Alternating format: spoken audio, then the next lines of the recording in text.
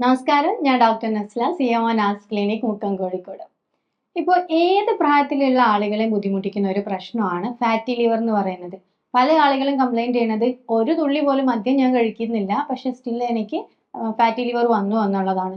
അപ്പോൾ ക്ലിനിക്കിൽ ഇപ്പോൾ ഏറ്റവും കൂടുതൽ കണ്ടുവരുന്ന ഒരു പ്രശ്നം, ഏറ്റവും കൂടുതൽ പുരുഷന്മാരിൽ കണ്ടുവരുന്ന ഒരു പ്രശ്നമാണ് ഫാറ്റി ലിവർ എന്നുള്ളത്.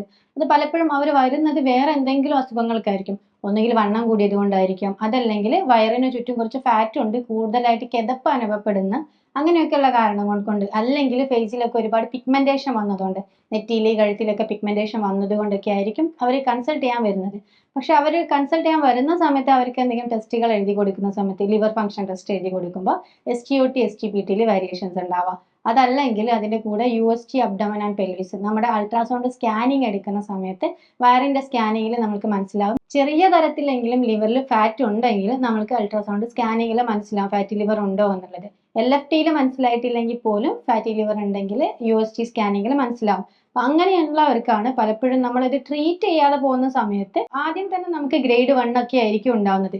ആ സമയത്താണ് നമുക്ക് ചെറിയ തരത്തിലെ കിതപ്പ് കാര്യങ്ങൾ, അല്ലെങ്കിൽ വയറിന്റെ വണ്ണം കൂടുക, പെട്ടെന്ന് പിഗ്മെന്റേഷൻ വരിക, ഒക്കെ പ്രശ്നങ്ങൾ ഉണ്ടാവുക.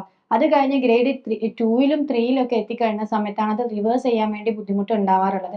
അപ്പൊ നമ്മൾ ശ്രദ്ധിക്കേണ്ടത് ഇപ്പോഴത്തെ ഉള്ള ഒരു ജനറേഷനിൽ, അത് ഏറ്റവും കൂടുതൽ യുവാക്കളിലാണെങ്കിൽ പോലും, ഒരു 25 വയസ്സിന് മേലേക്ക് അങ്ങ് നോക്കി കഴിയുവാണെങ്കിൽ, 25 ഇപ്പൊ കൂടുതൽ ആൾ ഒരു 20ന് മേലെ തന്നെ നമ്മളൊരു ഫുഡ് സ്റ്റൈൽ കാരണം ഒന്ന് നോക്കി കഴിയുന്ന സമയത്ത് അവർക്ക് ഫാറ്റി ലിവർ ഉണ്ടാവാനുള്ള ചാൻസ് വളരെ കൂടുതലാണ്. ഇപ്പൊ ഏതൊരാളിനെ എടുത്ത് നോക്കുവാണെങ്കിലും ഒന്ന് സ്കാൻ ചെയ്ത് നോക്കിക്കഴിഞ്ഞാൽ ഇപ്പൊ ഫാറ്റി ലിവർ ഉണ്ടെന്നുള്ള അവസ്ഥയിലേക്ക് എത്തിയിട്ടുണ്ട്.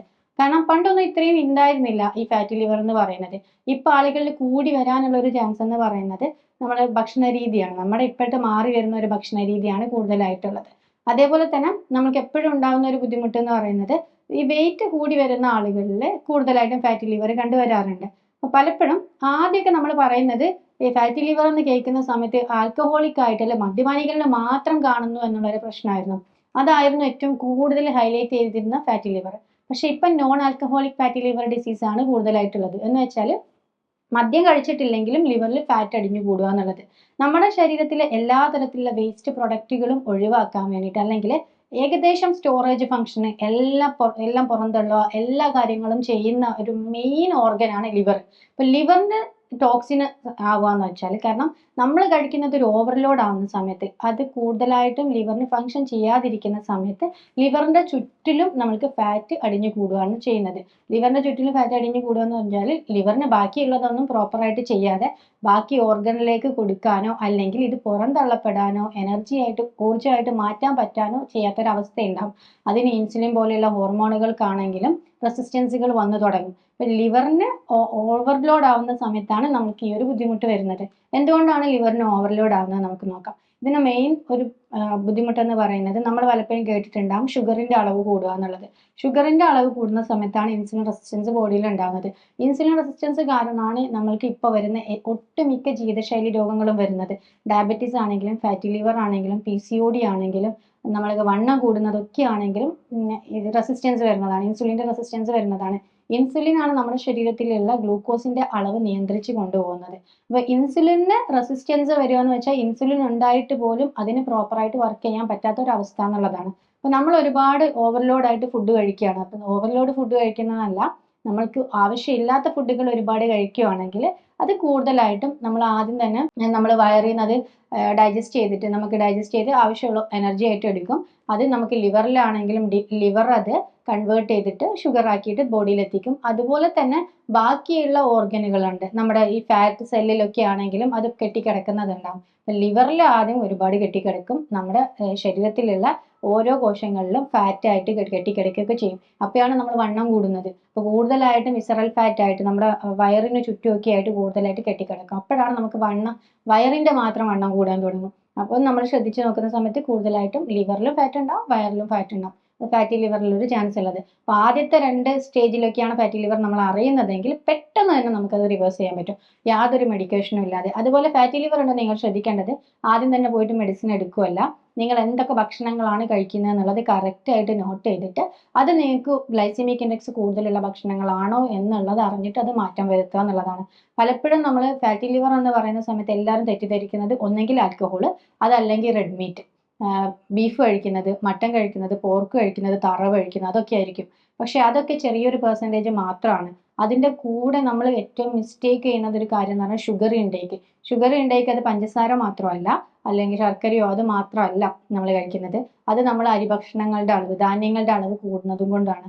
ഇതും നമ്മുടെ ശരീരത്തിൽ പഞ്ചസാരയായിട്ടാണ് എത്തുന്നത്. വേവിച്ച പഞ്ചസാര എന്ന് പറയാൻ പറ്റും. നമ്മൾ പണ്ട് കാലങ്ങളിലൊക്കെ നമ്മൾക്ക് അധികം ആളുകളിലും അങ്ങനെ കണ്ടുവരാത്തൊരു പ്രശ്നമായിരുന്നു ഇത്. കാരണം നമുക്ക് അത്രയും കൂടുതൽ ഭക്ഷണം കഴിക്കാൻ ഇല്ലാത്തൊരു സമയമായിരുന്നു. പക്ഷെ ഇപ്പൊ നമ്മൾക്ക് നമുക്ക് ആവശ്യത്തിലധികം ഭക്ഷണമുണ്ട്.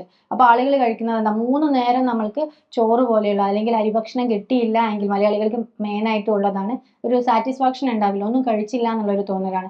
ഒരു നേരം ചോറ് കഴിച്ചില്ല എങ്കിൽ ഒരു ഭയങ്കരമായിട്ടുള്ള മാനസികമായിട്ടുള്ള ഒരു ബുദ്ധിമുട്ടാണ് തോന്നാറുള്ളത്. പല പേഷ്യൻസിന്റെ അടുത്തും ഇതിന്റെ അളവ് കുറയ്ക്കാന്ന് പറയുമ്പോൾ ആദ്യം തന്നെ ടെൻഷൻ ഉണ്ട് അവർക്ക്. അയ്യോ, ചോറ് കുറച്ചിട്ട് എങ്ങനെയാ ജീവിക്കുക, പിന്നെ ഞങ്ങൾ എന്ത് കഴിക്കും എന്നുള്ളത്. നിങ്ങൾ ഒരു മാസക്കാലം കറക്റ്റ് ആയിട്ടൊരു ഡയറ്റ് ഫോളോ ചെയ്ത് നോക്കുക. ഈ ചോറിന്റെ അളവ് കുറച്ചുകൊണ്ട് വരിക. കംപ്ലീറ്റ്ലി ഒഴിവാക്കണം എന്നല്ല, നമുക്ക് ആവശ്യമുള്ളതാണ്, പക്ഷെ അതിൽ കൂടുതൽ കഴിക്കരുതെന്ന് മാത്രം. നമ്മൾ ഒരു മാസം കഴിഞ്ഞ സമയത്ത് നമ്മുടെ ബോഡി റെസ്പോണ്ട് ചെയ്യാൻ തുടങ്ങും. നമ്മൾക്ക് അതിനോടുള്ള ഒരു ആസക്തി കുറഞ്ഞിട്ട് വരും. ആദ്യത്തെ 2 ആഴ്ച നിങ്ങളൊരു ഡയറ്റ് ഫോളോ ചെയ്യുമ്പോൾ നിങ്ങൾക്ക് ബുദ്ധിമുട്ട് തോന്നിയേക്കാം. അത് സ്വാഭാവികമാണ്. അത് ആർക്ക് ചെയ്യുകയാണെങ്കിൽ, ഞാനാണെങ്കിലും നിങ്ങളാണെങ്കിലും ഒരുപാട് കാലമായിട്ട് നമ്മളിത് ഫോളോ ചെയ്ത് വരുന്നതുകൊണ്ട് നമുക്ക് ബുദ്ധിമുട്ടുണ്ടാവും. അപ്പോൾ നമ്മൾ ചെയ്യേണ്ടത് എന്താണ്, ആദ്യം തന്നെ ഇതിന്റെ അളവ് കുറച്ചുകൊണ്ട് വരിക എന്നുള്ളത്. ഒറ്റയടിക്ക് കട്ട് ചെയ്യൊന്നും വേണ്ട, അളവ് കുറച്ചുകൊണ്ട് വരിക, പതുക്കെ പതുക്കെ അളവ് കുറയ്ക്കുക എന്നുള്ളത്. അപ്പോൾ നമ്മൾ ചെയ്യേണ്ടത്, നമ്മൾ സാധാരണ കഴിക്കുന്നത് എന്താ, ഒരു പ്ലേറ്റിൽ ഏകദേശം 3/4 ഭാഗവും നമ്മൾ ചോറെടുക്കും, അതിന് കുറച്ച് കറി എടുക്കുക എന്നുള്ളത്. അതിൽ കുറച്ച് നമ്മൾ ചിലരൊക്കെ ബീഫൊക്കെ കഴിക്കുന്നുണ്ടെങ്കിൽ റെഡ് മീറ്റ് ആണെങ്കിൽ ഇൻഫ്ലമേഷൻ ഉണ്ടാക്കും. അതിന്റെ കൂടെ ഹൈ ഷുഗർ ആണ് നമ്മൾ കഴിക്കുന്നത്. അപ്പോൾ അതിൽ നമ്മൾ എന്താണ് മാറ്റം വരുത്തേണ്ടത്, ഒരുപാട് ചോറെടുക്കുന്നതിന് പകരം 4/1 ഭാഗം മാത്രം ചോറെടുക്കുക.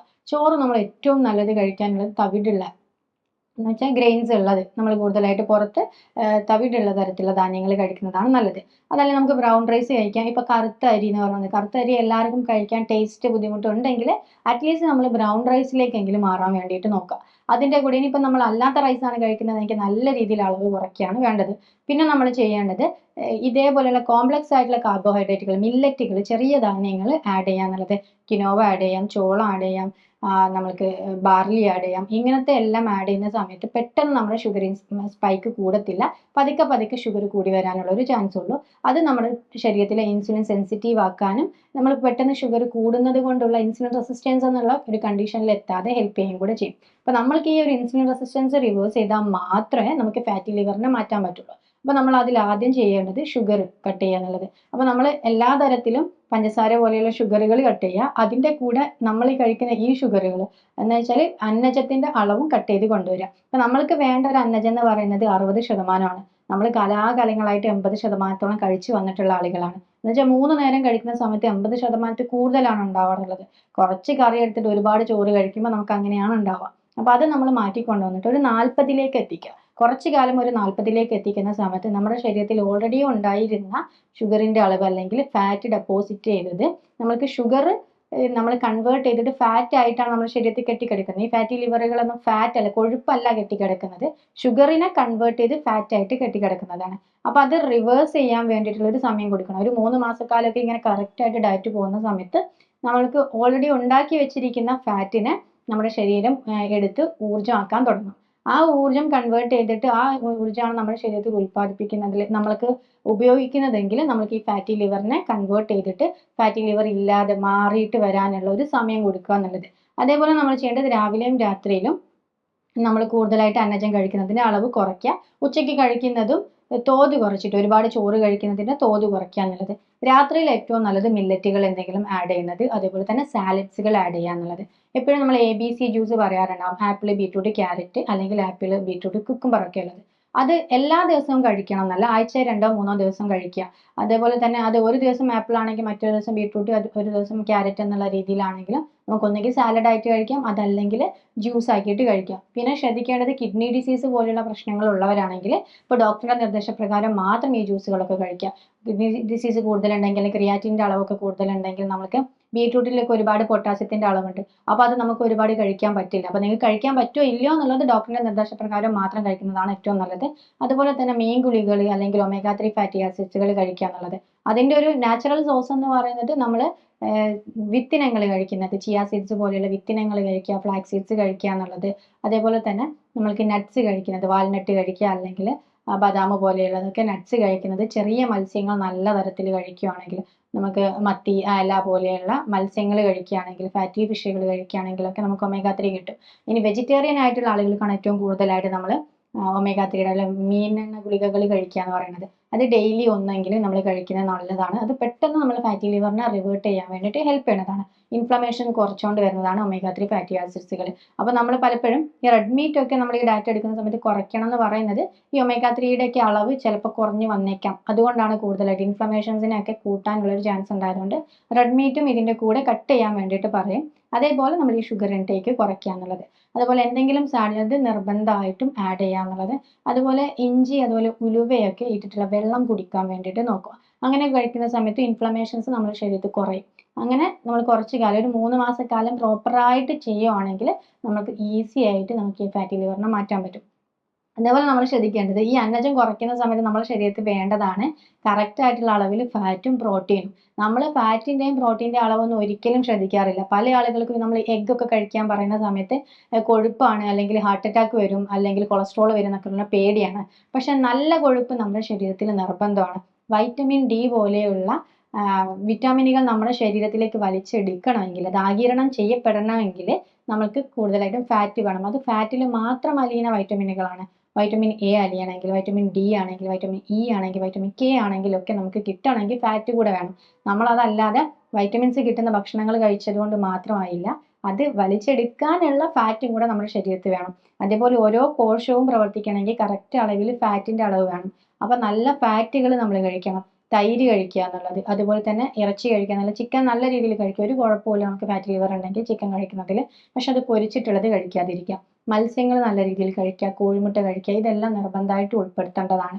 അതേപോലെ നിങ്ങൾക്ക് അതിൻ്റെ കൂടെ വേറെ എന്തെങ്കിലും ഡിസീസ് ഉണ്ടെങ്കിൽ, അസുഖങ്ങൾ ഉണ്ടെങ്കിൽ മാത്രം ഡോക്ടറിൻ്റെ അടുത്ത് നിന്ന് ഏത് ഫുഡുകളൊക്കെയാണ് ഒഴിവാക്കേണ്ടത് എന്നുള്ളത് നിങ്ങൾ ചോദിച്ച് മനസ്സിലാക്കിയിട്ട് ചെയ്യാന്നുള്ളത്. പലപ്പോഴും ആളുകളുടെ ഒരു മിസ്റ്റേക്ക് എന്ന് വെച്ചാൽ എന്ത് കഴിക്കണം, എന്തൊക്കെ ഒഴിവാക്കണം എന്നുള്ളത് അറിയാത്തത് കൊണ്ടാണ്.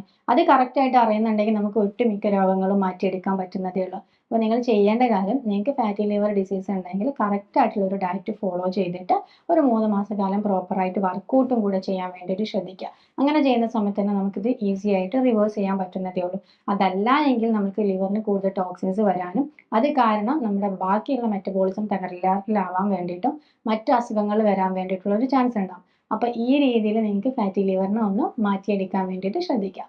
അപ്പോൾ അടുത്തൊരു വീഡിയോയിൽ മറ്റൊരു ടോപ്പിക്കുമായിട്ട് വീണ്ടും കാണാം. Thank you.